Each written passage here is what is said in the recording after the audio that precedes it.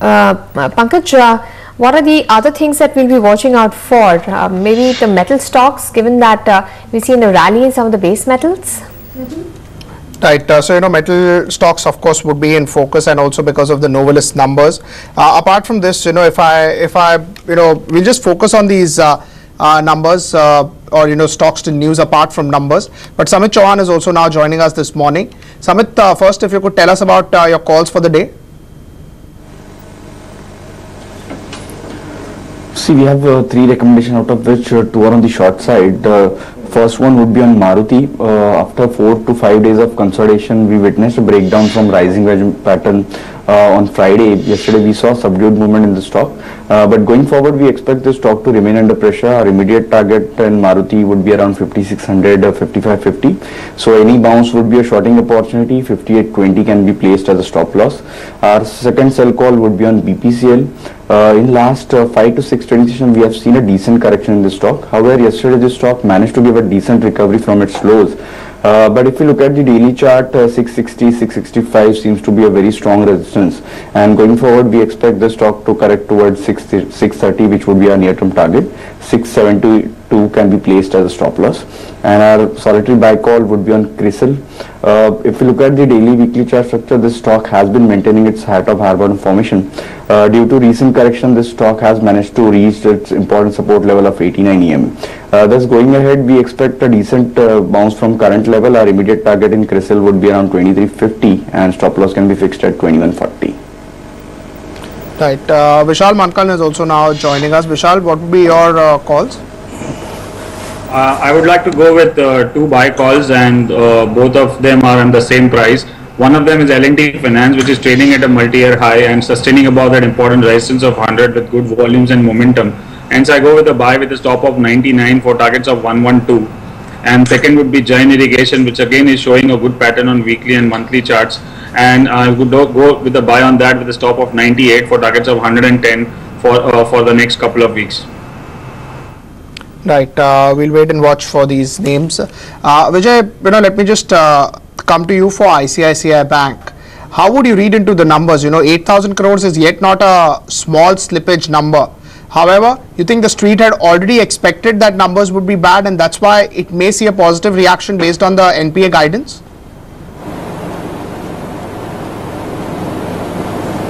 Well, overall, if you ask me, about 7% of gross NPAs, it's not a good number to have.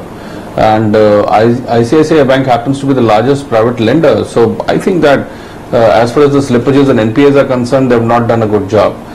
We've seen a marginal increase in the profits. But again, as you said, that the street has already discounted this news, and markets are expecting such kind of slippages, and we have already seen a great crack in the all the bank prices. So I think that the street should give a thumbs up, and we can see 290, 295 levels coming on ICICI Bank. So again, not a good set of numbers, but again, I would say that it's already discounted in the price, so we might see an up move of about 5 to 10 rupees today. Right, but ICICI Bank, the discount to peers already factors in these sort of negative news flow, or probably after Axis Bank people were worried that ICICI may also not deliver.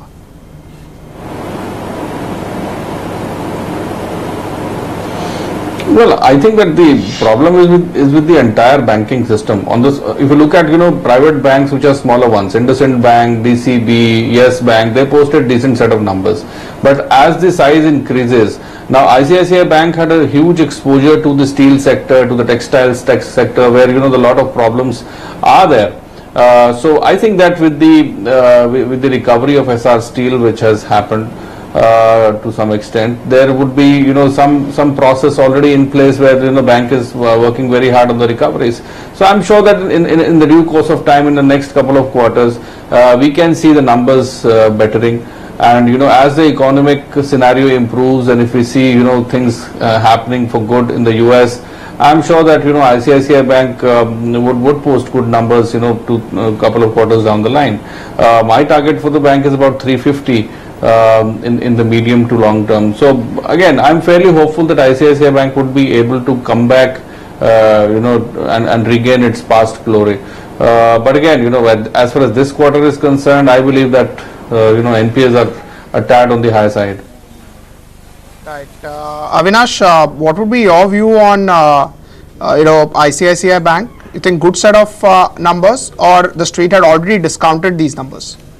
No, I think Pankaj, if you look at the numbers of Axis Bank, I think these numbers were definitely a shade better than Axis Bank. So in they fact, are relatively better. Of course, I mean in that sense, relatively better, and I think clearly, the profit growth was not the main, key factor to watch. I think the management commentary clearly indicates that the watch list is going to come down, and that is very important because if you see the profit this time, it includes a large other income from the ICICI Pru issue. So profit apart, I think the asset quality numbers, hopefully in the second, in the third and the fourth quarter, could see a further kind of, gradual drop, and that is something the street is looking forward to. I would say that FY18 would be a year where some significant improvement could be seen. Nevertheless, it's a pretty decent set of numbers.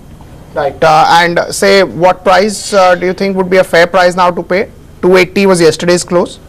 I think in the short term, I think the stock has already moved from lower levels of around 245 odd levels to 275, 285. So my sense is anything around 265, 275 should be a good price to accumulate this stock, and probably over the next 1 year one could look at something like around 330, 335. I would definitely look at buying this stock, considering that the triggers are definitely there, but obviously on a slightly lower level.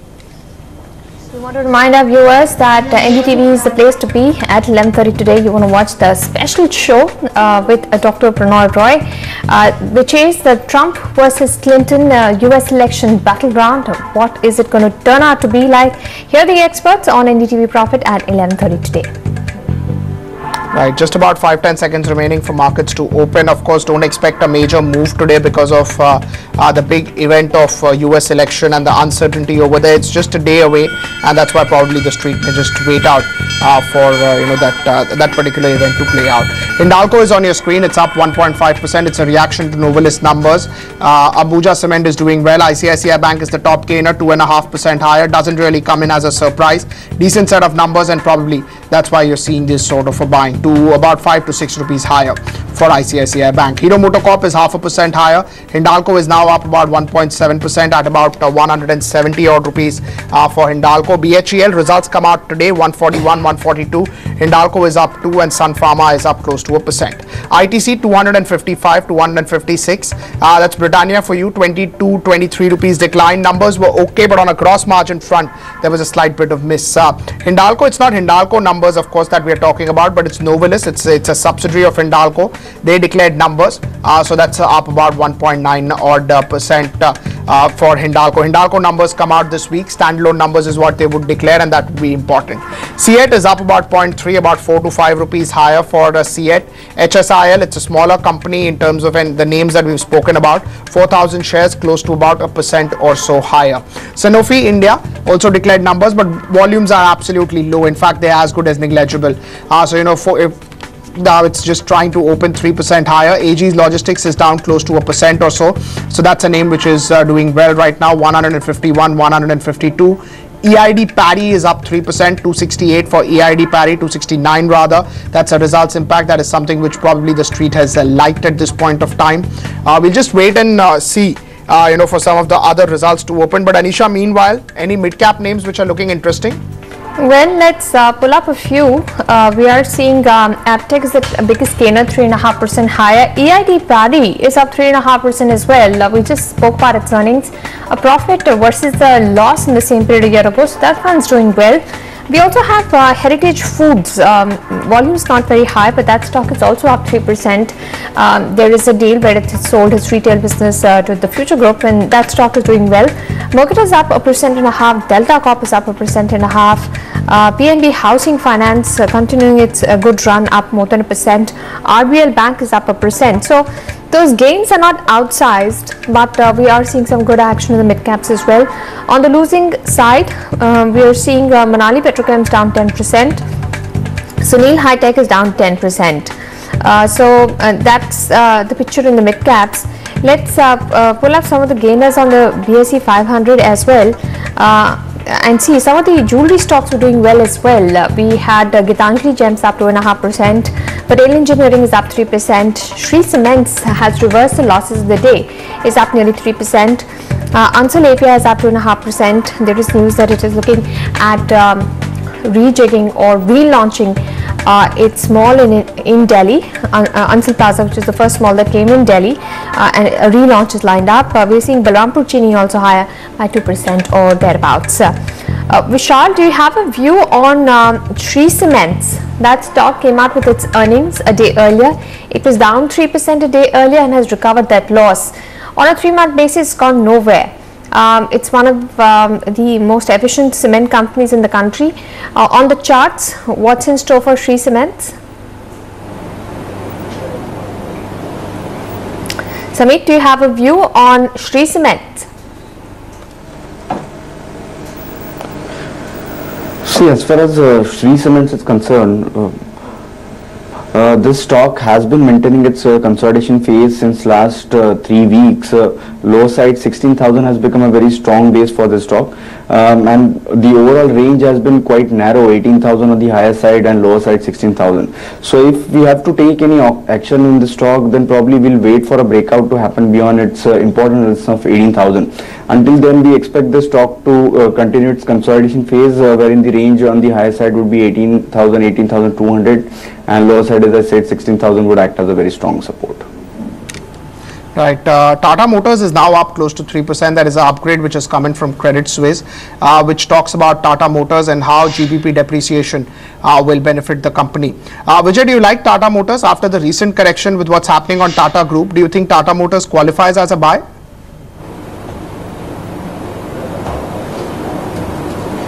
Well, I think that whatever is happening in the Tata Group, I would say that it's better to stay away, because I think there are a lot of clouds which are still unanswered, and I'm not sure whether what kind of skeletons are there in the cupboard. Maybe they are not, and maybe they are. So until and unless we have entire clarity on what kind of corporate governance issues were there with the company, and what is the future course of correcting the things which probably Cyrus Mistry was trying to do, or there was something terribly wrong within the system. So again, we are really not sure about what kind of battle is going on in the boardrooms. So I would recommend to stay away from Tata Group stocks as of now, although I'm not bearish on the Tata Group at all, but I think that it's better to stay away for a week or so, maybe until unless we have enough clarity on what's happening. Right, how would you look at Britannia numbers? It's down about 2% or so. Volumes were in line, margins were lower.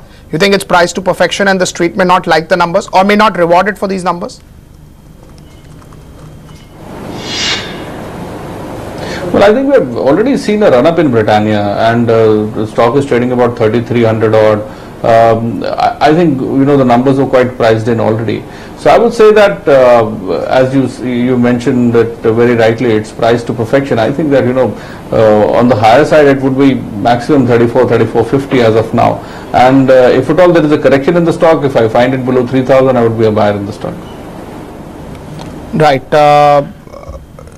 Vishal, how would you look at Tata Motors? What are the levels to watch out for?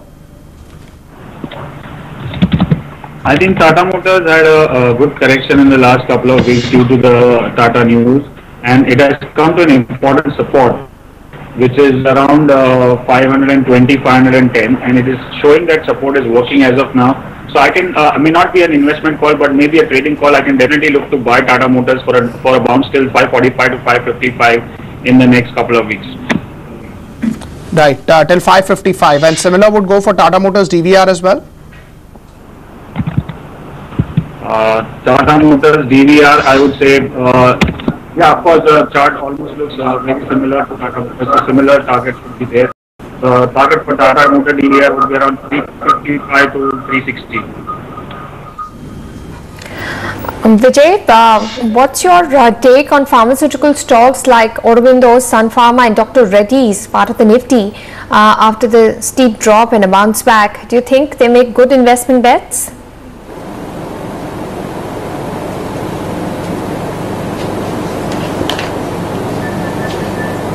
Vijay, the question is for you. Do you have an opinion on Aurobindo Pharma, Sun Pharma and Dr. Reddy's? Do you think they are looking like good investment bets now?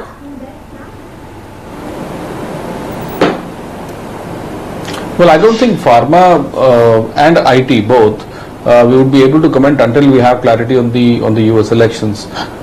Because again we've been getting feelers from the United States that they would do a price control, and then there would be a lot of problems for Indian pharma companies, because the probability is that they would lose out on a lot of profitability which they get from the US markets and the European markets. So I think that clarity on US elections is very imperative, and what kind of policy action would be there for IT and pharma companies. So as far as pharma names go, I would recommend a stay away as of now, and would wait for further direction from the US elections. Right, Avinash, the US election results are just 2 days away. What are your expectations? What do you think will happen once the results are out for our markets? Because we'll have the final results when our markets are trading. No, I think clearly, I think in case of a Clinton victory, my sense is the markets could possibly show a kind of a very significant kind of upside in the next say 4 to 5 days. But later on, I think around levels of 8700 to 8800, there could be some consolidation. And I think after the US elections are announced, obviously, I mean, one would obviously look into what kind of policies the US president spells out. But my guess is, I think the chances of a Trump victory look relatively less now, and I think that is something the markets would be quite comfortable with. And I think broadly, this means that at least from a near term and a medium term perspective, I think the outlook for India definitely looks good. I think status quo or continuity of reforms would definitely be on the cards. Right, but will it be an important event? Say whatever outcome happens, if it's in line with the market expectation, you think flows would tend to continue? No, I think flows, the way they have been panning out for the last month or so, I think have been on the weaker side, and I think it may not immediately reverse the kind of trend of flows. Clearly, I think what happens on the Fed rate hike is going to be very crucial, and how the US economy picks up, because broadly, I think clearly we have been seeing FIs selling quite significantly on the cash market side. So this may not change immediately, Pankaj. Maybe it would possibly take at least 3 to 4 months before we can see some kind of signal whether this can get reversed and then become sustainable to the Indian markets. Right, but you think that the flows, the way they have been in the last 15-20 days, it's because of this event? I think it has added to the uncertainty. I don't think this has been the sole event responsible for the flows getting negative. I think these flows have been turning negative quite earlier, and I think this event has been a culmination point. So obviously one needs to know now going forward, after the presidential election gets over, what kind of business strategy and what kind of policies the Fed adopts. But broadly, I think a rate hike is expected in December, and after that, I think one would like to know on a kind of a full year basis how flows pan out. I would not be surprised that flows would definitely get moderated initially, but then obviously they could pick up in the medium term. Right. How do you think IT would perform, Vijay, with the US elections, the outcome over there?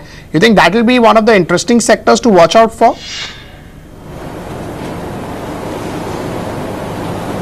Definitely, as I mentioned earlier, that IT and pharma both, we have to wait and see what kind of policy action happens in the US. Who is the new president, and how they think about the outsourcing issue, and about the jobs in US, and every president, even Hillary and Trump both have been talking about creating jobs in the US, and bringing glory back to the United States. So I would say that until unless we have clarity on that, it will be very difficult to comment. Secondly, if you look at the guidance of all the IT majors in the last 3 to 4 quarters, the guidance has been very tepid, and the addition of new clients has been even bad. So new clients are not getting added. We've seen problems in UK due to the Brexit issue. We've seen problems all across Europe, and that's how new clients are not getting added. US, we are waiting for the the presidential elections and the direction. So if we see a turmoil in the global economy, I doubt that IT companies are going to have an EBIT of 18-20%. So maintaining an EBIT of about 5 to 8% would be a challenge. And if at all some good things come out of United States, I think it would also take some more time before they before these IT companies go and catch hold of new clients. So it all depends upon what kind of new clientele they're able to gather, in what all domains they're going to they're going to increase their business. We have seen that BFSI has been a major contributor, but again, if you look at the global scenario and the banks all over the world and Europe, the BFSI segment is not happening at all. So I doubt that any kind of major investments are going to flow into the BFSI space. So we have to wait and see. And I think that IT and pharma companies both are going to have a torrid time if at all we have some kind of a bad news flow from US. Samit, what is your view on Hindalco? Do you think that's a stock which is in uptrend? See, clearly this stock has been bucking the trend since last 4 to 5 trading sessions, and it has now broken out from its important resistance of 160 to 163 on a closing basis. So we would expect this outperformance to continue. With a near-term perspective, yes, this stock is clearly heading towards 178, 180 kind of levels. And now on the lower side, 165, 163 seems to be a very strong support. So with a momentum perspective, traders can use dips to get into this stock for a target of 178, 180. All right. Do you have a view on Engineers India, Vishal? The news that we're getting in is that there is going to be a board meeting next week and they will consider a bonus issue. Engineers India as a stock that has done well over the last 3 months, has given a return of 40%, has been consolidating over the last 1 month. Any view on Engineers India, Vishal? I would say, as you said, it's been consolidating since the last couple of months, and the lower side of the band in the range is 230 and the higher side is 275. Broadly a sideways market for in the last couple of months. And if you are to buy, I would like to buy near the support of 235 to 240 with a stop loss of 225, and we look at targets of 265 to 275 for trading purpose. All right. So that's the view coming in on Engineers India. Avinash, from the cement space, we've seen most of the earnings have already come out. Do you think there are some very good compelling bets for investments in the cement space? No, I think from the smaller cement pack, I would presume that something like JK Lakshmi Cement looks pretty interesting. I think Mangalam Cement has also come out with very strong numbers. A turnaround has happened in this quarter, so I would presume that south-based companies are definitely well poised, and I think companies which have got good amount of capacities lying idle, where the operating leverage could kick in, could definitely see good amount of earnings growth for the next couple of quarters. And in fact, the second half of FY17 will be a pickup quarter post the monsoon. So definitely, I think Mangalam Cement and JK Lakshmi Cement could be looked at. All right. Do you have any view, Avinash, on any of the jewelry or gold related stocks or even gold companies that are into gold finance? Any view there? Because the festive marriage season is just going to start. We've seen earnings from Titan were slightly disappointing, but anything that you like in the jewelry or the gold finance space? So I think stocks like PC Jewelers or typically at TBZ, I would presume that these are companies where possibly the risk reward could be better. In fact, in the Titan con call, one thing was positive, that the management was extremely positive about the jewelry business, and in the last few months traction has improved significantly in the domestic market. So broadly this space seems to be looking at customer demand coming again and bouncing back quite positively. So I would presume that TBZ and PC Jewelers could possibly be acquired. I think probably we could see better quarterly numbers from these companies. Right. Thank you so much, gentlemen, for joining us this morning. But before we go, as always, Vijay, could you start with your disclosures?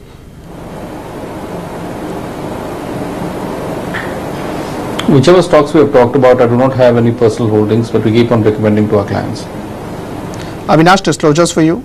Pankaj, whichever stocks we discussed on the show today, our clients may be having positions, but I don't have any personal positions in the stocks. Samit, what would be your disclosures?